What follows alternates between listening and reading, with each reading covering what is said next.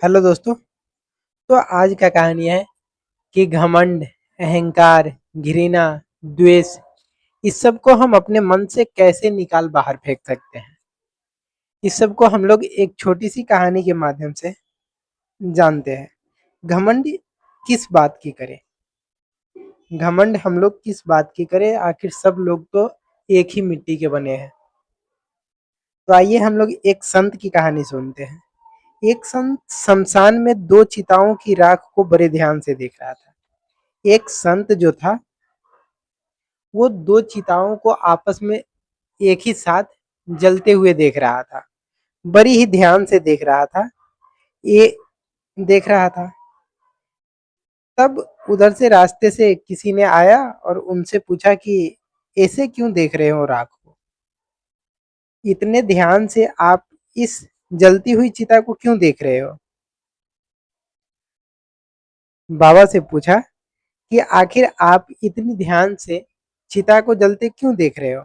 संत ने बोला कि ये एक अमीर का लाश है और ये दूसरा इसके बगल में जो जल रहा है वो एक गरीब का लाश है। ये एक अमीर का लाश है और जो बगल में जल रही है जिसने जिंदगी भर काजू बादाम खाई। ये एक अमीर का लाश है जिसने जिंदगी भर काजू बादाम स्वर्ण भस्म खाए। और ये एक इसके बगल में जो लाश जल रही है वो एक गरीब की लाश है जिसे दो वक्त की रोटी भी बड़ी मुश्किल से मिलती थी। दो वक्त की रोटी भी बड़ी मुश्किल से मिलती थी। दोनों की राख एक सी ही है। फिर हम लोग किस बात का घमंड कर रहे हैं?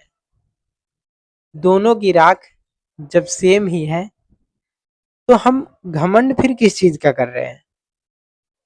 यही वो संत बता रहे थे। एक बार की बात है, एक संत शमशान घाट में दो चिताओं को जलते हुए देख रहे थे। तो एक बगल से एक राही गुजर रहा था। उनने पूछा संत से कि आप इस जलती हुई चिता को क्यों इतने ध्यान से देख रहे हैं?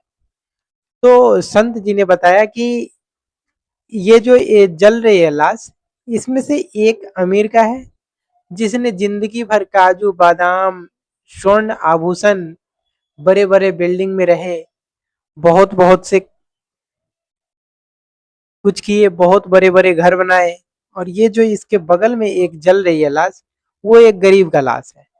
वो जीवन भर बहुत ही मेहनत करके दो वक्त की रोटी के लिए भी उन्हें तकलीफ होती थी, बहुत ही मेहनत करता था। और दोनों को राख हम देख रहे हैं एक ही जैसा है। जलने के बाद जो राख बनती है वो दोनों का एक ही जैसा है। फिर हम लोग घमंड किस बात का करते हैं? फिर हम लोग घमंड किस बात का करते हैं?